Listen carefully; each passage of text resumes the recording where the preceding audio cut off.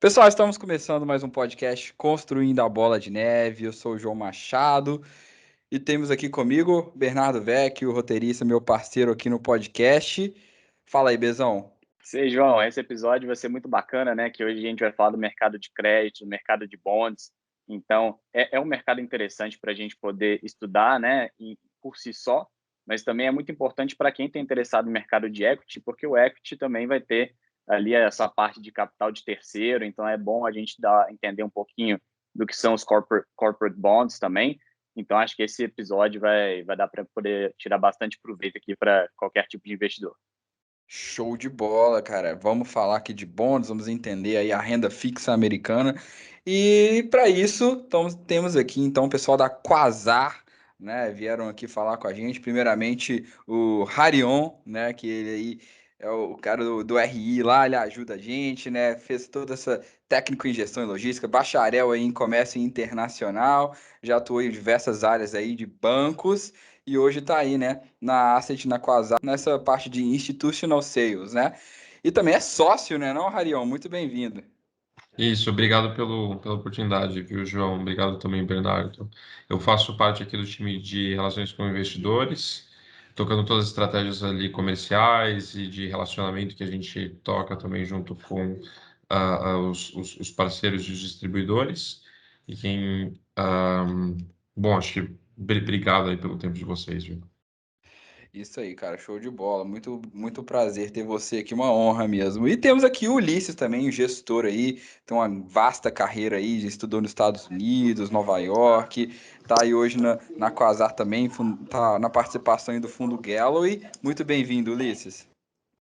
Obrigado. Só uma correção, João. O fundo agora já se chama Quasar, né? A gente veio da Quasar, né? Galloway, a Verdade. gente veio da Galloway. Hoje em dia já está tudo consolidado debaixo da gestora Quasar, que tem um pouco mais de 3 bilhões de reais de ativos, dos quais a célula internacional, que é a célula que eu e mais 3 dos meus colegas trabalhamos, a gente representa um pouquinho mais de 1/3 desses 3 bilhões de reais. Prazer estar com vocês aí. Obrigado pela oportunidade, João e Bernardo. Ó, a gente adora ter gestor aqui para a gente poder falar e entender como é que vocês pensam, porque se a gente quer escolher os nossos ativos, quem é melhor do que os profissionais para ajudar a gente, né? Eu, Rarião, eu queria pedir para você falar aqui rapidinho, então, para a gente, o que é a Quasar, rapidamente, só para quem não conhece, que nunca ouviu falar, para o pessoal que é leigo aí. Explica para a gente aqui a Quasar rapidinho para nós. Lógico, com certeza, João. Bom, a Quasar ela foi fundada em 2016, né? A gente vem com um viés de crédito muito forte, né? Desde a fundação. A gente tem esse expertise, tanto de gestão local quanto de gestão internacional. A verdade é que esse foi, a gente ficou conhecido dessa maneira, né? Porém, hoje a gente é uma casa muito mais multiprodutos, com fundos imobiliários, fundos de ações, fundos quantitativos aqui dentro.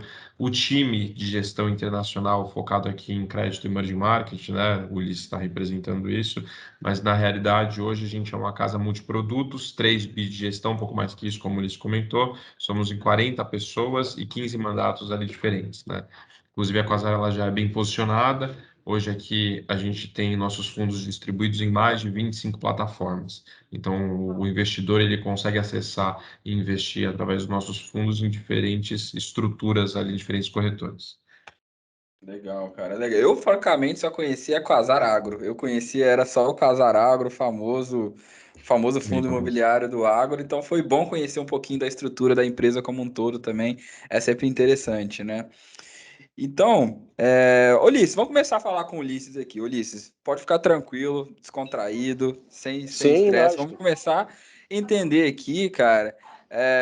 Explica para nós aqui, antes da gente começar a falar de como é que funcionam os bondes e tudo, como é que são os bondes, o que são esses bondes, para o pessoal que é leigo, né? Tem muita gente que não conhece, muita gente me pergunta, como é que é essa renda fixa americana? Como é que ela funciona? Então, se pudesse só dar um toque, uma pincelada aqui para o pessoal que é leigo, entender o que é bonde, quais que são as diferenças dos bondes, para a gente, né, começar aqui a falar. Bom, João, basicamente, quando uma empresa ela vai se financiar para ela fazer o que ela tem que fazer, né? Vamos imaginar que ela vai vender bolinha de gude, ela tem que ir ao mercado de capitais, né? Ela tem algumas maneiras de fazer isso.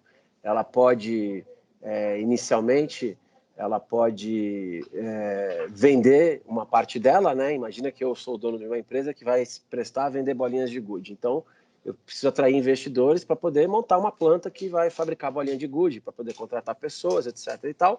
Então, ou eu inicialmente vou num banco, pego um empréstimo, né?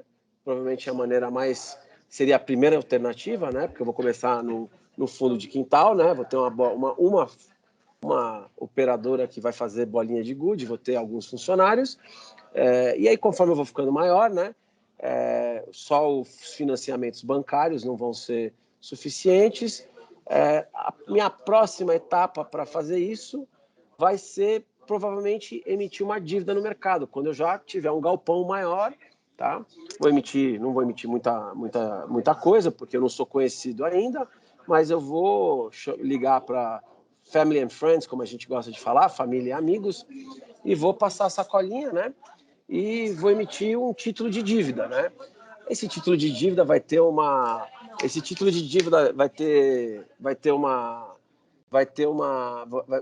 condições um pouco mais brandas do que o empréstimo bancário. Geralmente os bancos eles dão empréstimo bancário com condições muito restritas, né?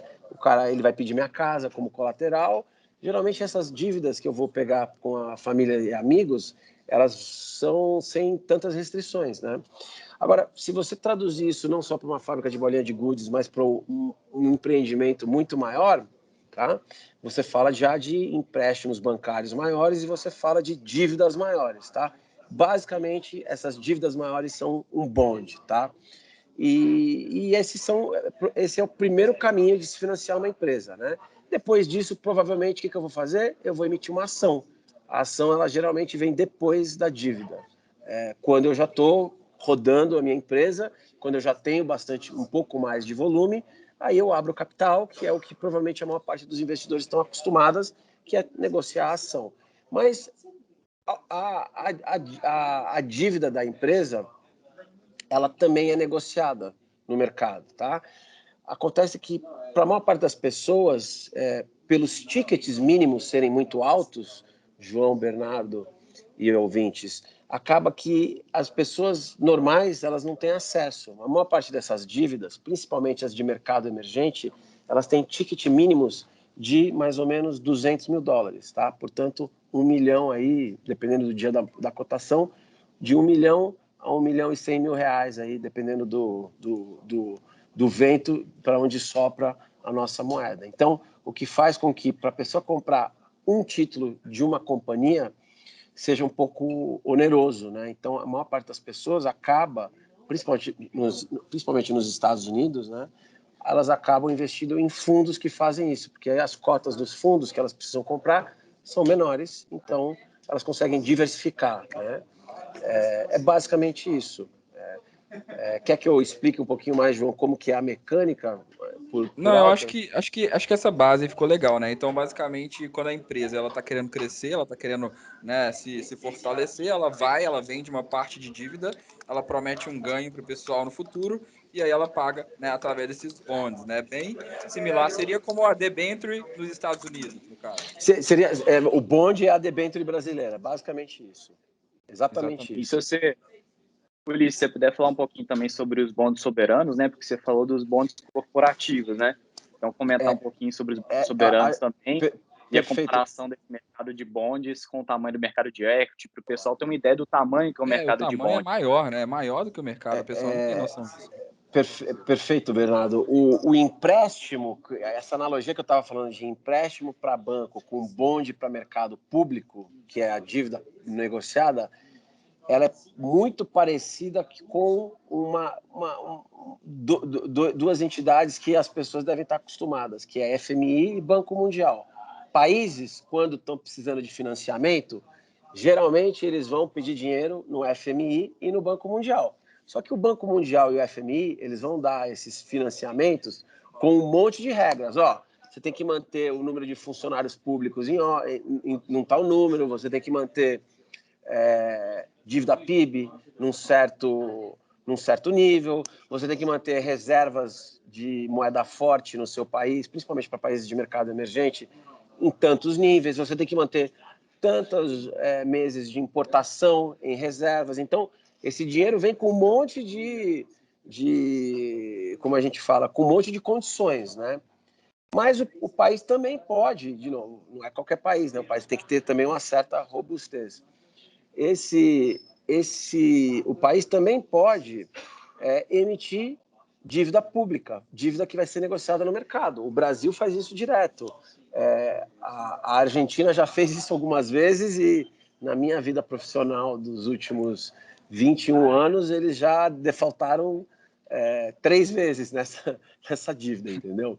Então, países também fazem esse mesmo tipo de financiamento.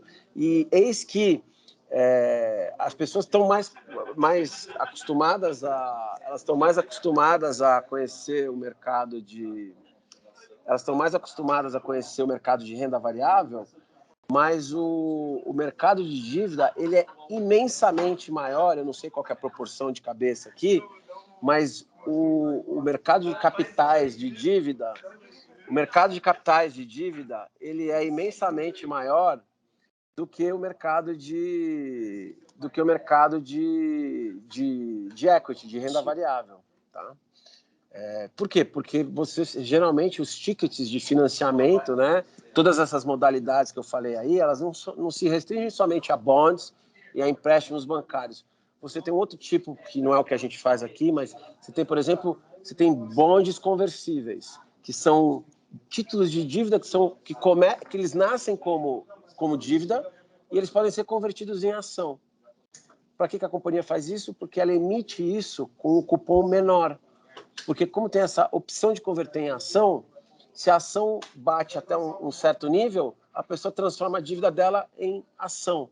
Isso é muito benéfico para a companhia, porque além de ela conseguir emitir com uma taxa mais baixa, né, ao você converter a dívida em ação, você está desalavancando a companhia, entendeu? Então, para a companhia, isso é um gatilho muito positivo no sentido de dar um incentivo para o investidor virar acionista dela. Então, muitas companhias de tecnologia usam esse tipo de estratégia, entendeu? Porque ele quer, no final, que o investidor seja acionista também, e não simplesmente um credor. Exatamente. E de qualquer forma, também o mercado de dívida é muito importante para as empresas, para o mercado de equity também, porque o capital de terceiro ele é mais barato que o capital próprio, né? Correto. Então, isso aí vai ajudar muito na vida financeira da Sim, empresa. e ao final, Bernardo, não só isso, mas você tem que ter uma mistura, né, no financiamento, né? Você tem que ter um pouquinho de dívida e você tem que ter um pouco de equity também, né? Capital Asset Pricing Model, né? Que aí a gente já entra. Eu não sou um professor de finanças, eu saí da faculdade de finanças há muito tempo atrás, vocês são mais novos do que eu, né? Mas existe um balanço, existe uma fórmula aí que a gente aprende na faculdade, né? Para você conseguir chegar nesse balanço aí, para você saber qual que é o seu custo de capital final entre essas duas variáveis, né? É o WACC, né, que a gente conhece. Isso, a vantagem que tem aqui é que a gente consegue tirar também, né, o custo que a gente paga com o interest, né, do imposto, né? Então é outra vantagem aí que as empresas também têm de fazer essa emissão de dívida corporativa.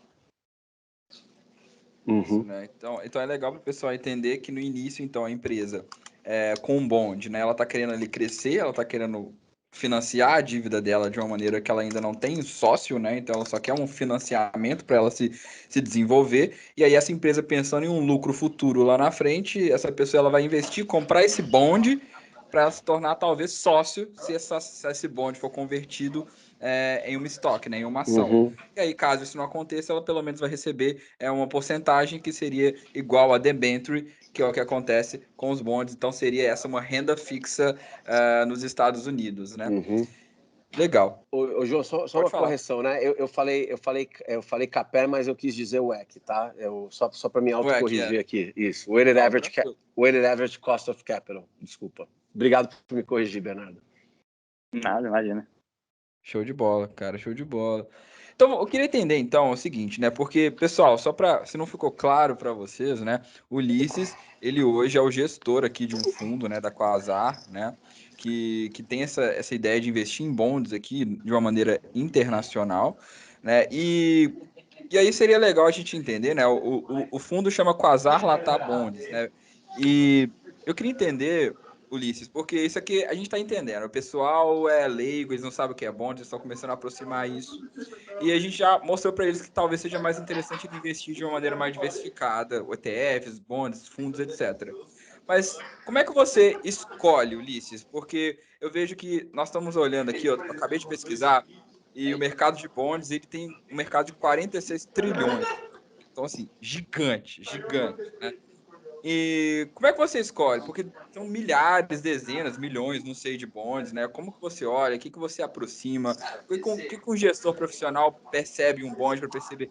Ele é bom, ele é um high yield, ele é um low yield, ele é um high grade. O que que você olha? Qual que é a sua, qual que é o seu Processo, né, João? approach aqui? Qual que é o Sim. processo para você escolher colocar ele dentro da sua carteira? No caso do fundo Quasar Latam, a primeira coisa que a gente está restrito é ao CEP, né, que a gente gosta de falar, ao zip code, América Latina. Então a gente pode comprar qualquer coisa que seja dolarizada dentro da América Latina, tá? Então a gente vai dar uma olhada nos países, né? A gente faz o que a gente chama de top-down, né? Para ver se os países nos quais as empresas que a gente está comprando, né? Ou o próprio país, no caso do soberano, hoje em dia a gente não tem nenhum país dentro do fundo, né?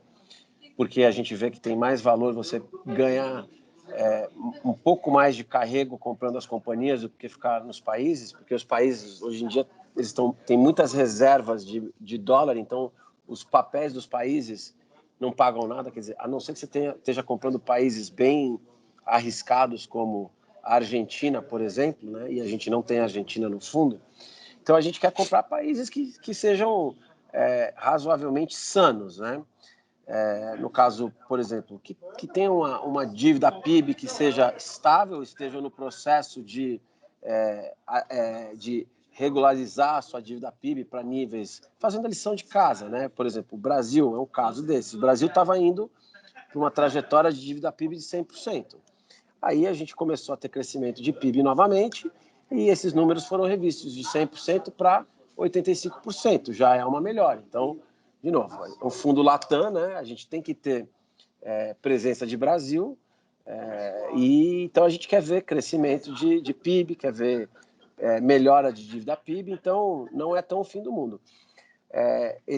Eu gosto de falar que essa década aqui é uma década muito parecida com a década de 2001. Que foi uma década muito forte para commodities, né? No caso do Brasil, o Brasil é um país que é produtor de commodities. Eu sei que vai ter uma claque aí que vai falar que a gente exporta avião, não sei o quê, mas no final do dia, o nosso produto agregado, ele é o nosso produto de exportação, é um produto de baixo valor agregado e é minério de ferro aí que é encontrado em qualquer quintal aí da onde o Bernardo mora aí, que é só você cavar um buraco e sai minério de ferro, entendeu? E lá no norte do Brasil, entendeu? E lá no centro-oeste é soja. No final disso, o Brasil é 10 a 12% de exportação PIB, e é isso. Então, se a gente tem uma década de commodities, como foi a década de 2001, né? Não estou nem entrando no mérito aqui, senhores, se a gente vai só saber gastar o dinheiro ou não, né? Na década de 2001, a gente gastou o dinheiro, as classes mais baixas, elas gastaram dinheiro em consumismo barato, né? Comprando linha branca e linha preta, né? Que é basicamente geladeira e celular, né? E esse tipo de coisa. E a classe média foi para Disneylândia e comprou tênis Nike da Molinha e iPhone, né? Então, isso foi para... Infelizmente, a gente não investiu em educação e nem em infraestrutura. Provavelmente, nessa década de 2021, a gente não vai gastar, não vamos investir em educação e infraestrutura de novo. Provavelmente, nessa pegada, a gente vai acabar gastando com o nosso funcionalismo público, né? Mas o país não quebra, tá? Então, em o país não quebrando, a gente vai comprar as empresas que tem aqui dentro, tá? Aí, estando confortável com isso, e de novo, não vou negar que, não vou descreditar que ano que vem vai ser um ano conturbado, porque tem a eleição. Mas mesmo assim, a gente tem um pano de fundo, que é esse pano de fundo de commodities fortes para o mundo inteiro, aonde precisa fazer muita barbeiragem para o Brasil dar errado, entendeu? Então, a gente fica confortável com o Brasil e a gente faz um bottom-up nas empresas, onde a gente quer ver empresas que preferencialmente exportam, empresas que preferencialmente têm, são líderes de setor, a gente quer ver empresas que tenham baixa alavancagem líquida.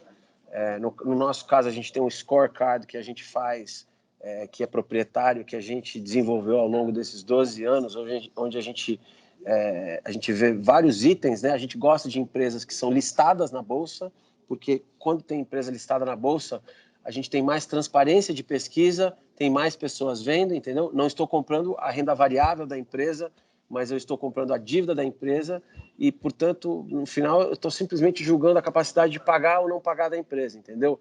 Mas tem muitos analistas de equity que podem até ser mais inteligentes do que eu, que estão vendo se a empresa vai dar lucro ou não, entendeu? Então, eu gosto quando tem muita gente olhando a empresa. Eu gosto de comprar empresas que têm o grau de investimento, ainda que entre B... Isso é uma outra coisa interessante de eu falar, que eu já explico. A gente gosta de empresas que têm o grau de risco dela avaliadas por uma das 3 grandes do mundo, que é a S&P, Fitch e Moody's, tá? Moody's. E empresas que são auditadas pelas grandes companhias de auditoria do mundo, né? KPMG, Ernst Young e PricewaterhouseCoopers, tá?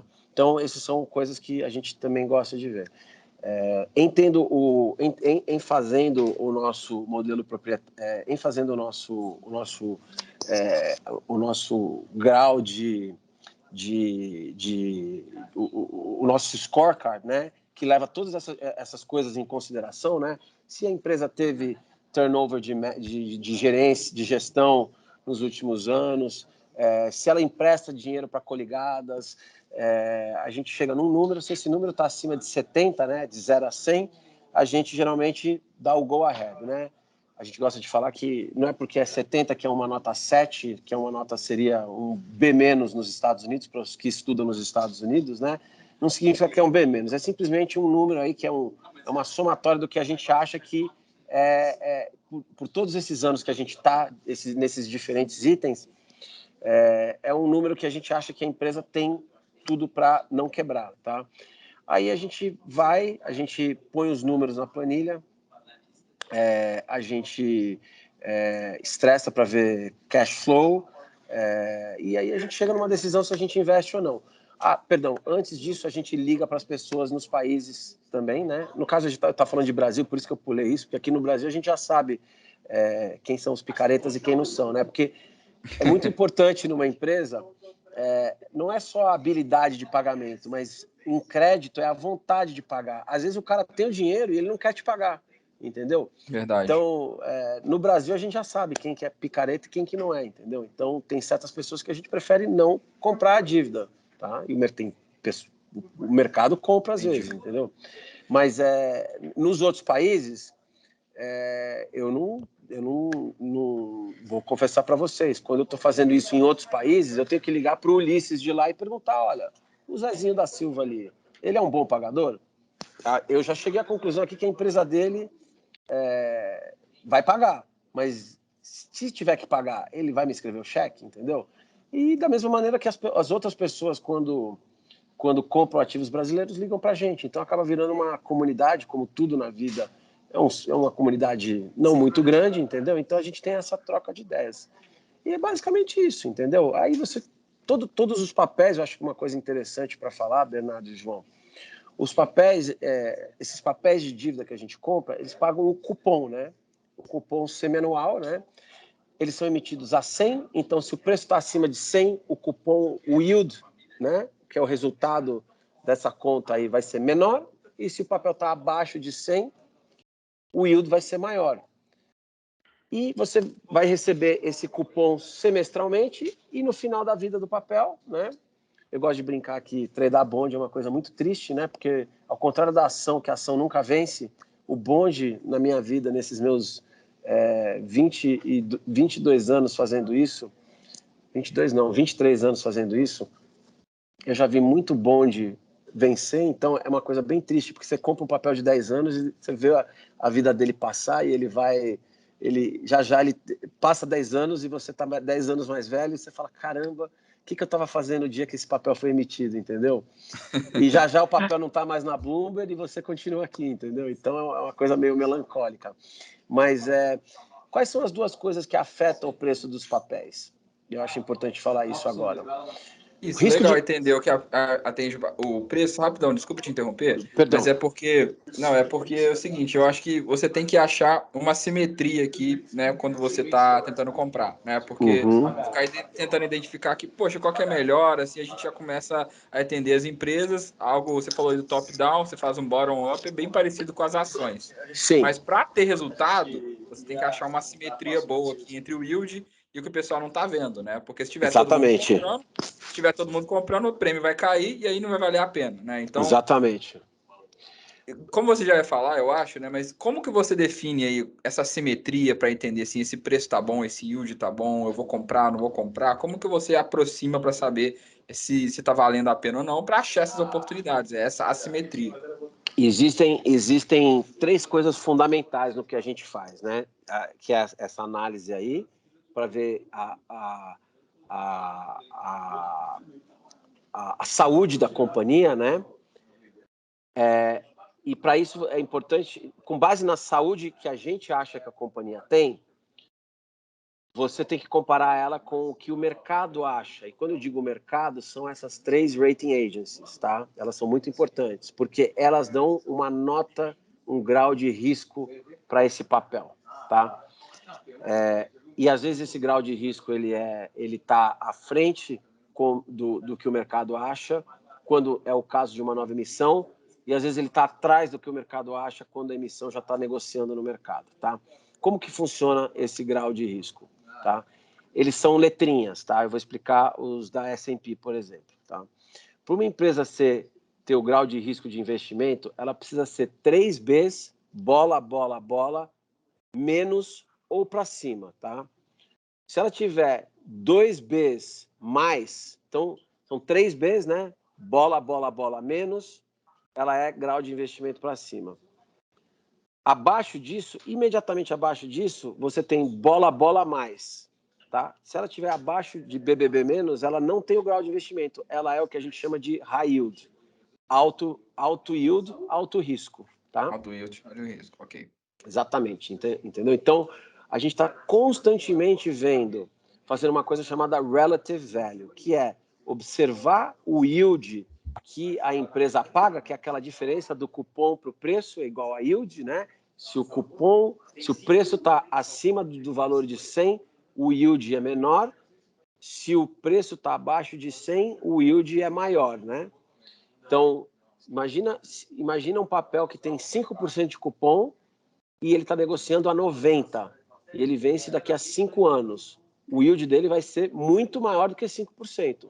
Por quê? Porque você tem $10 de deságio que você vai ganhar se a empresa melhorar até o vencimento e ele vence a 100. Se ele está tradando exatamente a 100, o yield é igual ao cupom, o yield é 5%. E se tiver a 110, quer dizer que nesses próximos 5 anos, você precisa ganhar 2 anos de cupom, está ganhando 5% por ano, pago semestralmente, para você recuperar esse ágio de 10 pontos que você pagou. Então, o yield vai ser menor. Tava caro, né? Tava caro, exatamente. Mas estava caro também, às vezes, João, porque a empresa é muito boa, entendeu? Porque ela foi emitida com um risco percebido de 5%, e aí foi passando os 6 meses, ela já, pumba, ela comprou mais máquina, vendeu mais bolinha de good, gerou mais EBITDA, e ela está melhor. Tem mais possibilidade de pagar, né? Tem menos risco de pagar. Tem menos risco de defaultar, mais possibilidade de pagar, então eu vou receber meu 100 lá no final. E aí o que acontece? Conforme vai chegando perto do vencimento, esse 110 vai virando 109, 108, papapá, até que o papel morre no final a 100, entendeu? Então a gente está sempre comparando o grau de risco que essas agências dão com o yield e com os peers, como é que fala peer em português? Ô, João, me ajuda aqui. Com os pares, isso, Bernardo. Com os pares, entendeu? Então, eu estou vendo quanto que o Banco do Brasil está pagando vis-à-vis o Itaú, vis-à-vis o BMG, que não tem mais papel, vis-à-vis os seus pares. E aí a gente vai olhando. E no nosso caso, a gente não faz isso só na América Latina, só no Brasil, só na América Latina. A gente compara quanto que está pagando um banco russo com um banco brasileiro, com um banco chinês, com um banco indiano, e assim, e assim, e assim. E se a gente acha que o banco no Brasil está muito caro, não no fundo Latam, porque o fundo Latam tem que estar investido em Brasil, porque eu estou restrito ao Latam, mas no outro fundo que a gente tem, que é o Emerging Markets High Yield, que ele faz isso no mundo inteiro, se o Brasil está caro, eu vou embora e vou para a China, entendeu? Eu não tenho lealdade para nenhum país específico, eu estou atrás de oportunidades, entendeu? Aliás, no fundo Emerging Market High Yield, no momento, a nossa maior posição é China. Brasil é segundo lugar com 21%. China primeiro lugar com mais ou menos 30%. Ulisses, e é legal de comentar também, porque eu acho que a maior parte das pessoas que tem alguma introdução ao mercado de crédito, assim, às vezes elas estão acostumadas, às vezes é com aquele título público soberano brasileiro, né? E a gente tem ali Tesouro Selic, que eu acho que é o mais popular, que é um título pós-fixado. A maior parte desses títulos, principalmente corporate bonds, e lá nos Estados Unidos também, é tudo pré-fixado. Exatamente. É por isso que a gente tem a ocorrência dessa diferença de valor entre o par value, né, e o valor de mercado negociado, né? Então, isso aí que é bom do pessoal notar, né? Essa diferença que lá nos Estados Unidos, os títulos soberanos, praticamente tudo é prefixado, né? Eu acho que foi só em 2012, 2014 que eles introduziram alguma coisa de pós-fixado, mas que nem de perto se assemelha ao que a gente tem aqui no Brasil. E é até legal de comentar, porque de renda fixa, o Brasil, assim, dá um baile nos Estados Unidos. Tem duas, né? eu acho que em relação ao Brasil, o Bernardo, tem duas grandes diferenças nos bonds para as debêntures brasileiras e para os títulos públicos brasileiros. Primeiro que a matemática no Brasil é uma matemática que se chama Brasil 252, né? Então, os números de dias aqui, são dias úteis, né? E a matemática aqui é exponencial. Lá fora, é uma coisa que a maior parte do que a gente negocia é uma coisa chamada ISMA 30360. Ela é linear e ela assume que todos os meses do ano tem 30 dias, tá? Então, ela é uma matemática bem menos complexa e mais fácil de fazer de cabeça, principalmente, tá? Quem tá certo, quem tá errado, não sei. Mas é uma coisa que facilita muito o acesso, tá?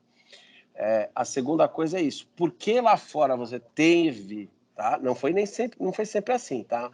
Na década de 80, no começo da década de 80, os Estados Unidos teve um período pós a segunda crise do petróleo em 79 de hiperinflação, onde quando eu comecei a trabalhar, tinha uns treasuries que tinham 8, 9% de cupom, tá?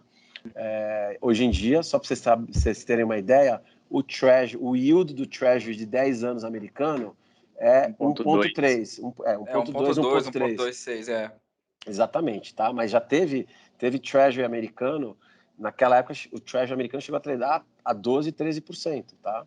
Nossa. A taxa básica chegou a 20% na década de 70, né? A gente teve inflação chegando a 14% lá, né? Então, exatamente. Foi algo completamente diferente do que a gente tem hoje. Sim, então, por esse período pós aí da década de 80, de ter ficado tudo mais estável, o que o governo americano fez no nível de governo americano? E aí, no final, isso basicamente baliza as companhias também. Eles começaram a alongar o perfil de endividamento deles e começaram a prefixar. Para quem está fazendo o que a gente chama de ALM, Asset Liability Management, né? Gerenciamento de ativo e passivo, é muito melhor você ter uma dívida pré-fixada, porque do lado da companhia, do lado do governo, ele sabe quanto que ele vai pagar de 6 em 6 meses. Então, eles acabaram com... Ainda tem muita dívida americana do governo que é rolada no overnight, obviamente, tá? Mas eles têm muita dívida que é 10 anos, 30 anos, 5 anos, 2 anos. O Brasil, por essa instabilidade que a gente tem, política, institucional, principalmente jurídica, né? Onde não preciso dar nomes aos bois aqui, mas quem deveria nos dar a estabilidade judiciária acaba causando muito mais instabilidade, né? O pessoal brinca que nos recessos judiciários de julho e janeiro, fevereiro, é quando a gente tem alguma estabilidade jurídica, porque o povo está lá de férias, a gente acaba que o investidor ele fica reticente. E ao ficar reticente, e por você vir de períodos de hiperinflação, onde os nossos gestores públicos acabam influenciando as políticas monetárias do Banco Central, a pessoa ela não confia. Primeiro, ela não quer estender o vencimento, ela quer ficar, todo mundo quer respirar vencimentos curtos, né? E ninguém quer pré-fixar. Por quê? Porque se a inflação disparar, se juros sobe, aliás, isso é uma outra coisa que é importante falar. Juros subiu, o preço do título cai. Por quê? Porque se você tem um papel pré-fixado, a inflação vai comer o seu cupom pré-fixado, entendeu? Então, por isso que aqui no Brasil, de uma certa maneira, o Bernardo está certo. O mercado aqui é muito mais eficiente, porque foram anos de hiperinflação, então as pessoas aqui se adaptaram a trabalhar com a faca no pescoço, entendeu? Com a taxa alta, né? Com uma taxa alta. E, Ulisses, você tinha comentado também sobre o fato de vocês seguirem esses ratings das três grandes, né? Da S&P, da Moody's e da Fitch. E o que eu queria ver com você é sobre qual que é a sua avaliação da confiabilidade desses dados. Porque a gente viu lá em 2008, né, na época do subprime, quando a gente tinha essas três grandes, até elas, né, imagina as outras que são menores, mas até elas, essas três grandes, dando rating de investment grade para junk bond, né, principalmente no caso lá quando a gente, nas MBS.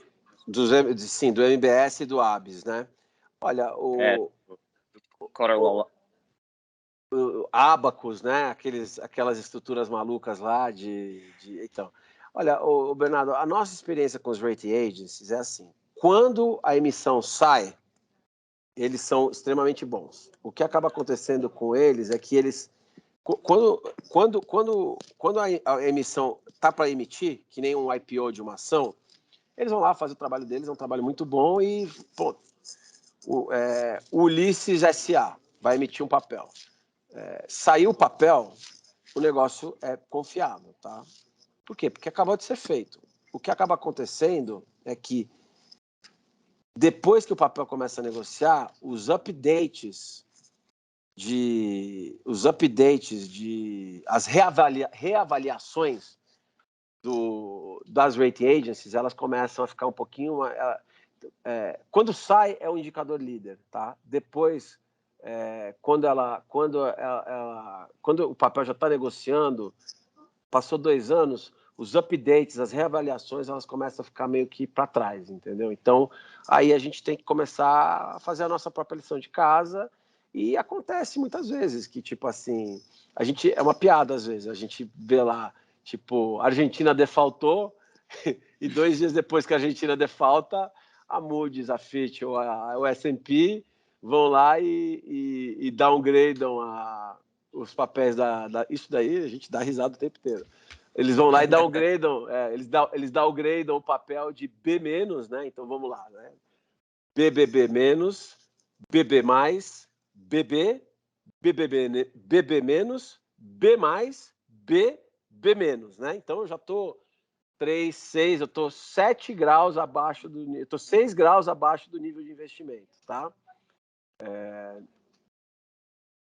Aí, ou seja, o negócio já está quebrando, né? Os preços do papel já refletem, o papel já está, recovery value é sempre entre 30 a 20 centavos, entre 20 a 30 centavos no dólar, né?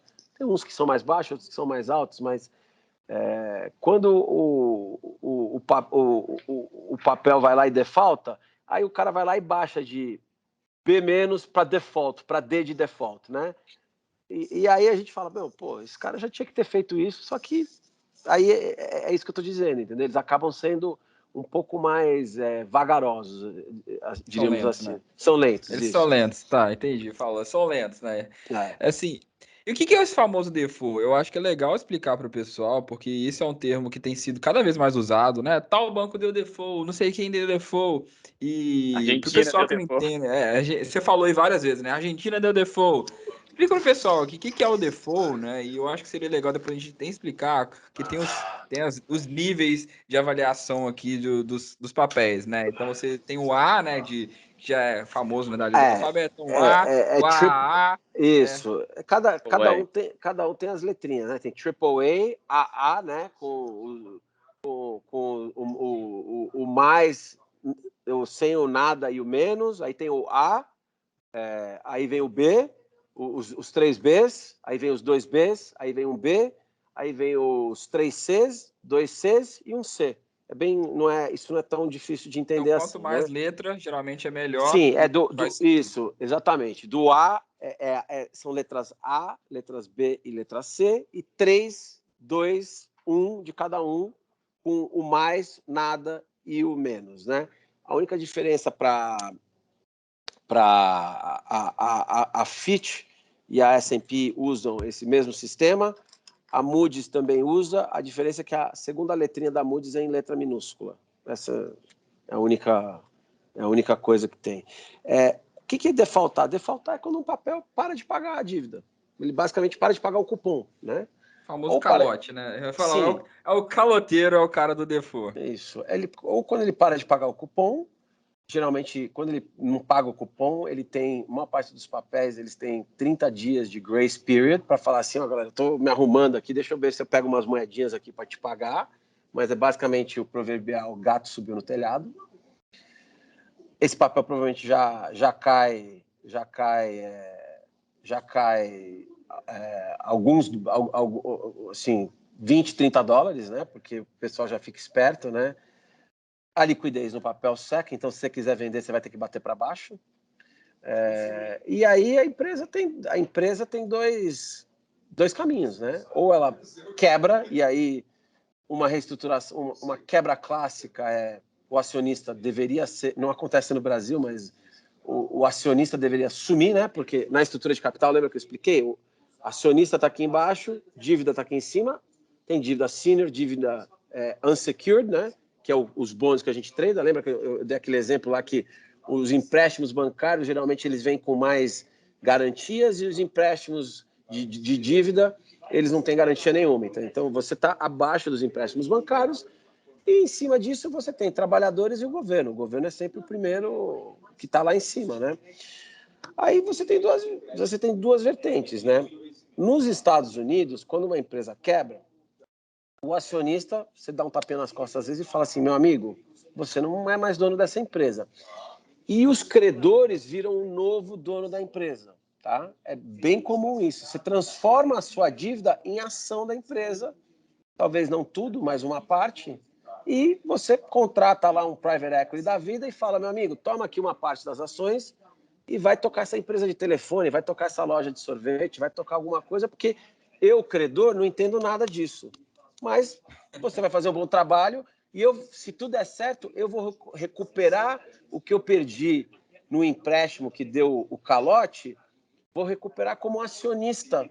E a ação vai bombar tanto que eu vou recuperar aquela parte, né? Por quê? Porque eu reestruturo a minha dívida. Eu dou um chamado um corte de cabelo, um haircut.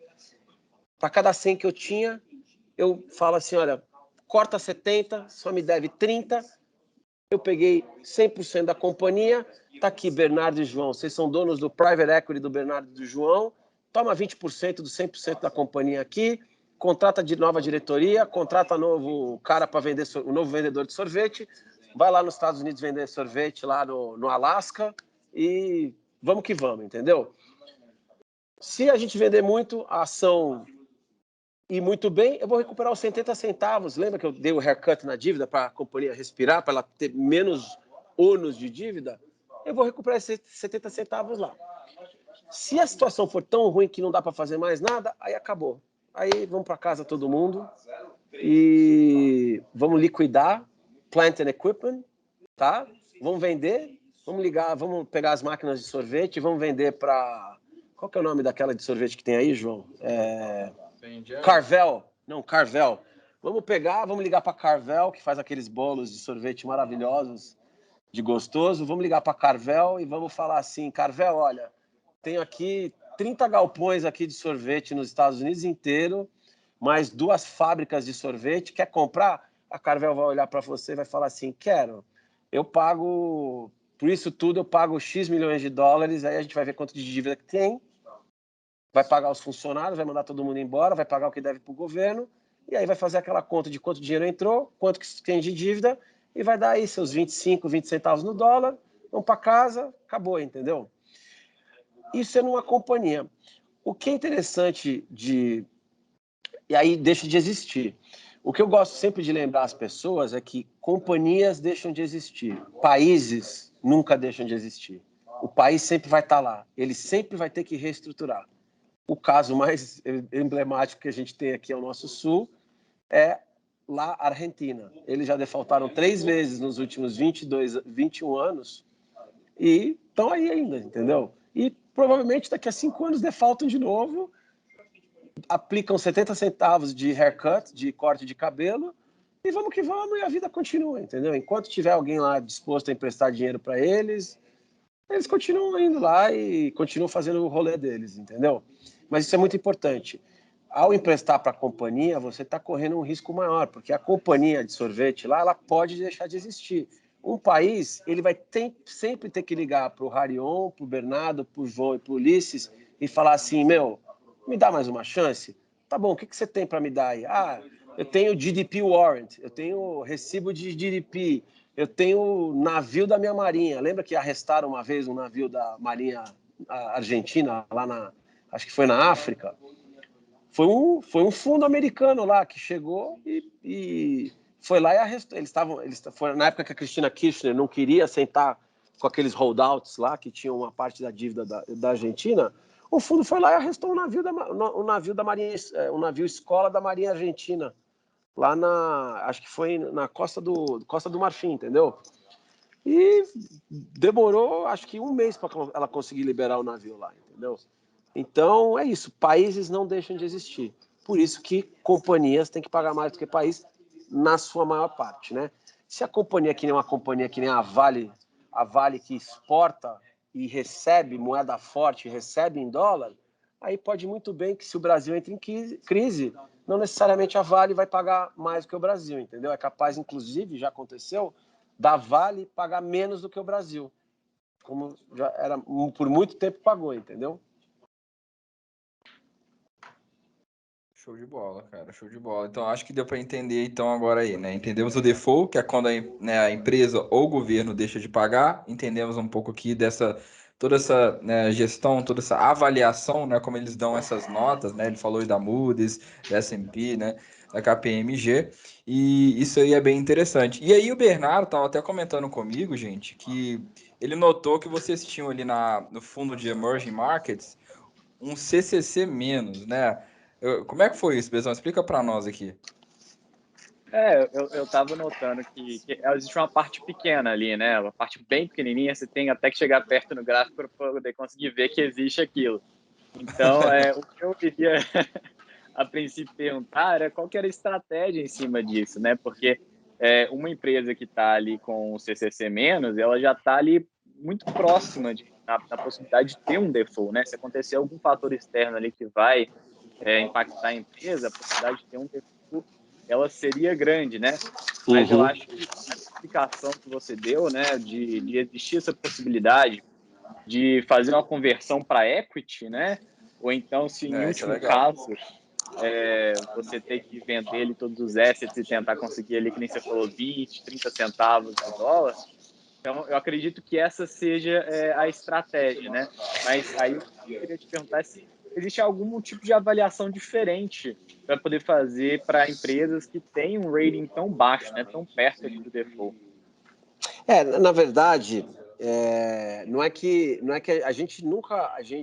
João e Bernardo, a gente nunca compra o papel pensando, a gente não é um fundo de distress, tá? Tem fundos que fazem isso.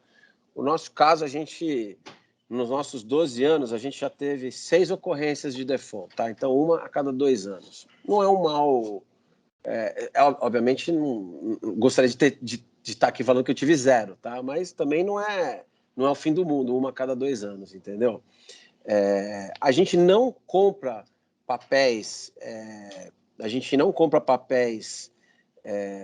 com o intuito de virar acionista, tá? Nós não somos um fundo de distress, tá? Nós somos um fundo de high yield. Quando a gente vê que o papel está indo para a lama, a gente tenta vender e lick our wounds, né? Lamber os nossos machucados e live to fight e viver para lutar outro dia, entendeu? Mas às vezes acontece, tá? Uma empresa que é CCC+, por exemplo, é a Azul, a aerolínea Azul, né? Por quê? Ela está voltando aí de um período de pandemia onde, assim, entre nós aqui, que ninguém nos ouça, ela quase quebrou, basicamente, entendeu? Então, Todas as ela aéreas agora... passaram dificuldade, né, nesse tempo. Exatamente. As americanas, brasileiras, todas elas, né? Aliás, no caso dos Estados Unidos foi meio obsceno, né? Porque eles estavam fazendo recompra de ação, né? Para prestigiar o acionista, muitas vezes o management da empresa, e tiveram a cara de pau de ir para o governo americano para pedir dinheiro para bailout, né? Isso assim, devia ser antiético, imoral, deveria ser ilegal eles terem a cara de pau de fazer isso, né? Porque eles não deveriam estar fazendo stock buyback, eles deviam estar usando essa grana para pagar sobreviver. Para sobreviver, exatamente, né?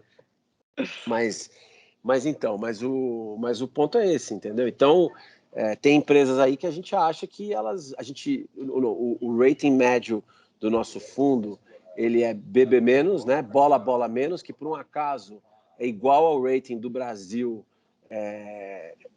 lá fora, tá? Vale a pena dizer que todo país, na sua própria moeda, ele é AAA, né? Por quê? Porque o Brasil, em real, ele é o melhor pagador que tem, porque quem que é o dono da maquininha é a Casa da Moeda. Quem que é dono da Casa da Moeda? A República Federativa do Brasil. Só que a avaliação do Brasil em dólar, o Brasil não consegue imprimir dólar, né?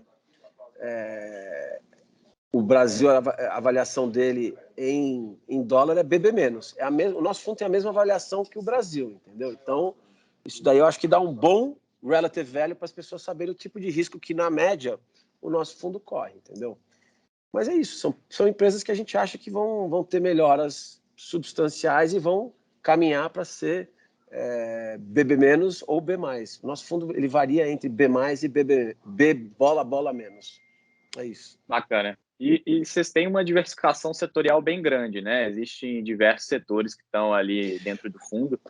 E eu queria ver com vocês, assim, qual que é o outlook que vocês têm, assim, para esse campo da América Latina?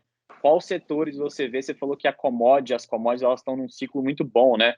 De ferro ali, ele bateu os $200, recuou um pouquinho agora, né? O petróleo subindo a $70.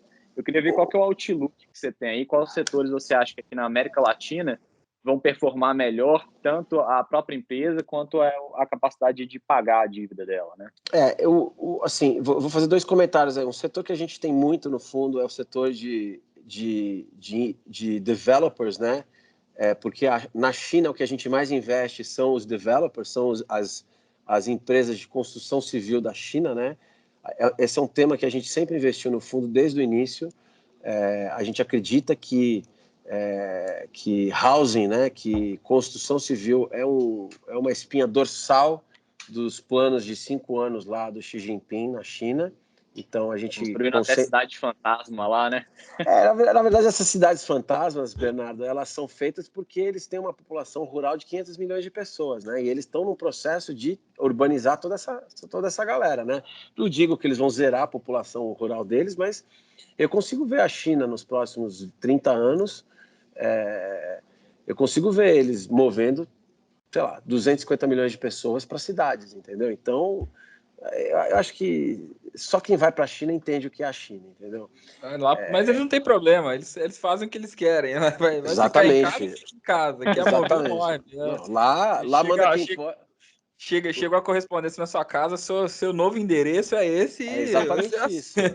Lá manda quem pode, obedece quem tem juízo. É assim mesmo, entendeu? Então, e eles estão nessa pegada, entendeu? E de novo, conforme eu estava comentando com vocês, eu acho que a China A Ásia é o futuro do mundo, no geral, e a China, em particular, é o lugar que, assim, a gente está tendo uma transição dos Estados Unidos para a China que ia ser em 2050. Eu acho que o Covid-19 antecipou isso para 2030, entendeu? Número de engenheiros, produção, patentes, produção intelectual, os caras estão tratorando, entendeu? Enquanto a gente aqui no Ocidente está discutindo linguagem neutra, banheiro neutro, etc. e tal, os caras estão formando engenheiro, entendeu? Então é uma coisa assim que, assim, para mim é óbvio. Com isso sendo dito, agora falando um pouco do Brasil, assim, a América Latina, infelizmente, vai ser sempre a mesma coisa, entendeu? O Brasil, em particular, a gente nunca vai virar um Chile, mas também nunca vai virar uma Venezuela. Por quê? Porque a gente tem o centrão que permite que a gente não deixa a gente virar o Chile e não deixa a gente virar a Venezuela, entendeu? Então a gente fica nesse eterno chove não molha aí. E como essa década, eu piamente acredito que é uma década muito forte para commodities, eu acho que setorialmente tem um papel que a gente tem no fundo, que esse papel ele é dolarizado, mas ele fica aqui a dica para os ouvintes e investidores. É um papel que é dolarizado, mas ele negocia aqui no Brasil, que são as debêntures perpétuas da Vale, tá? A gente tem ele no Quasar Latam, que é um fundo que feito para ter bonds e papéis dolarizados, tá? E ele paga basicamente 1,8% das vendas líquidas de minério de ferro da Vale. Como as vendas líquidas de minério de ferro da Vale são em dólar, você recebe a cada 6 meses o produto disso em reais aqui dentro. A média do câmbio dessas vendas a cada 6 meses, né? Esse papel está negociando a R$62 mais ou menos. E o próximo cupom que você recebe agora, 1º de outubro, relativo ao primeiro semestre, vai ser de mais ou menos R$3,50, tá? O outro cupom que você vai receber relativo ao segundo semestre é 1º de abril de 2022, tá? A gente espera que você receba alguma coisa entre R$4,10, R$4,25. Portanto, você está recebendo quase R$8 sobre um preço de 62. Isso daí vai dar mais ou menos 4,2 entre 3,5 mais 62 divide. Você está tendo um current yield, que é retorno sobre cupom sobre preço, né? O cupom variável, mas de 12,5% em dólar, tá? Eu acho isso, o título normal da Vale, um bonde normal da Vale paga para você 4%. Você está recebendo 3 vezes, tá? E você está comprado numa história de minério de ferro que para mim é campeã durante essa próxima década. O ticker desse título aqui no Brasil é CVRDA6, tá? Para mim esse é um... E nos nossos cálculos, a Vale tem... Esse é um título que foi dado como parte da privatização da Vale em 1997, para as pessoas que eram acionistas da Vale. Pelos nossos cálculos, você tem ainda de 50 a 70 anos de reservas aí, ou seja, muito depois que o Ulisses se for dessa para uma melhor, esse título ainda vai estar pagando as pessoas, entendeu? Então, e o que a gente tem visto no minério de ferro é que quando a produção das 3 majors, né, que é a Vale, que é a major, junto com a BHP e a Rio Tinto, quando a produção deles cai, o preço sobe, entendeu? E ao final, acho que todo esse mimimi que a China está fazendo aí de vou segurar preço de commodity, é aquela coisa, meu. Quem desdenha quer comprar, entendeu? Então, eles estão basicamente tentando segurar um touro pelo chifre e não vão conseguir, entendeu? E tem pacote de $1 trilhão também de infraestrutura lá nos Estados Unidos. Dos Estados Unidos, exatamente, entendeu? E esse título, ele é dolarizado e tem muito pouca, João e Bernardo, tem muito pouca coisa dolarizada que você consegue comprar aqui no Brasil, entendeu? O Brasil, na época que vocês provavelmente estavam nascendo, o governo emitia títulos atrelados ao dólar, que eram as NTN-Ds de dado, né, e as NBC-Es de Eduardo.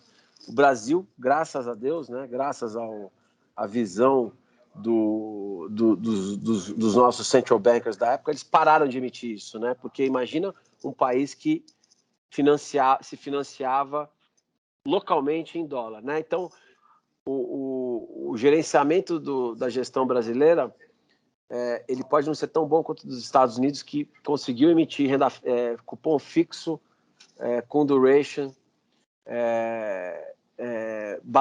grande parte da dívida, mas pelo menos a gente não tem quase nada a mais de endividamento em dólar, né? O que a gente tem de endividamento lá em dólar, lá fora, soberano, que são os bonds, basicamente a gente paga ele com o número de reservas que a gente tem, né? Que são hoje em dia na casa dos 370 bilhões de dólares, menos os swaps cambiais, vai dar aí seus 300 bilhões de dólares, né? Então, você consegue pagar isso de maneira muito fácil. A gente tem muitos problemas para resolver, mas, graças a Deus, endividamento em dólar não é mais um deles. Muito bom, cara, muito bom. Eu acho que assim, né, o investidor, no final, ele tem que avaliar qual que é a melhor opção que ele tem aí no mercado. E a gente ter várias opções, né, ter cada vez mais opções, mais alternativas, te dá uma possibilidade de fazer melhores escolhas. E aí, quando você tem um fundo, né, uma opção, um ativo que te paga aí 12% de yield, né, atrelado aí ao minério de ferro, né, como é o caso da Vale, né, fica muito interessante te dando várias opções, né? Hoje eu não consigo pensar em um REIT, né? Um stock que pague hoje 12% Exatamente aí isso. em dólar, né? Lembrando que isso é em Sim, dólar. é Então tem exatamente que isso ter que as sempre pessoas... essa questão, né? É exatamente isso que as Lembrando da pessoas... retenção também que a gente tem para brasileiro de 30% lá nos Estados Exatamente. Unidos. Tem que Sim, ter sim, sim. opções, né? Sim, e esse aqui negocia localmente e você recebe. O único descasamento que você tem em relação ao dólar é porque fecha o semestre dia 30 de junho e você só recebe dia 1º de outubro. Fecha o semestre dia 31 de dezembro e você só recebe 3 meses depois, dia 1º de abril, entendeu? Então, esse é o único descasamento que você tem, entendeu? Mas você vai pegar o dólar das vendas da Vale durante aquele semestre, entendeu? Então, ela é dolarizada. Por isso que a gente tem no fundo o Quasar Latam. Legal. Então você tem que. O único deságio que seria você ter que esperar. O único problema seria que você teria que esperar aqui 3 meses para receber. Mas nós Sim, estamos falando de um ativo que você recebe em dólar, que você compra pelo Brasil. Você não precisa mandar o correto. seu dinheiro para Se fora. você quiser, se você quiser ser super, super Caxias, ô João, você pode até pegar, porque esse número que você vai receber, ele já é sabido, geralmente, empresas como a nossa, como Itaú, como BTG, eles já soltam esse número. A gente já tem esse número aí. O Itaú soltou uma semana atrás, mas a gente já soltou o nosso no dia 1º de julho, tá? A gente já tinha soltado o nosso que ia ser R$ 3,60, a gente reviu para R$ 3,50, mas quando você já tem o número, você pode até, já se você quiser redear o câmbio, você pode até vender um mini contrato de dólar real em cima desse. Vocês entenderam o que eu estou falando, Bernardo e João? Se você já sabendo R$3, digamos que você tem 10 mil debêntures, tá?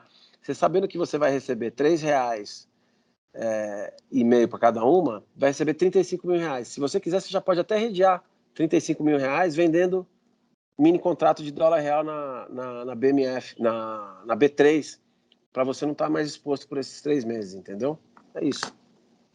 E você ainda se protege, né? Consegue se proteger Se ainda. protege, porque se o real for de 5, daquela média teórica lá do câmbio, né, do que você fechou no dia 30, né, que é o que a Vale vai te pagar, para 10, porque sei lá o que aconteceu no país, você tá comprado o dólar real e você está protegido, entendeu? Então hoje o fundo é somente para investidores qualificados, né? Hoje, né?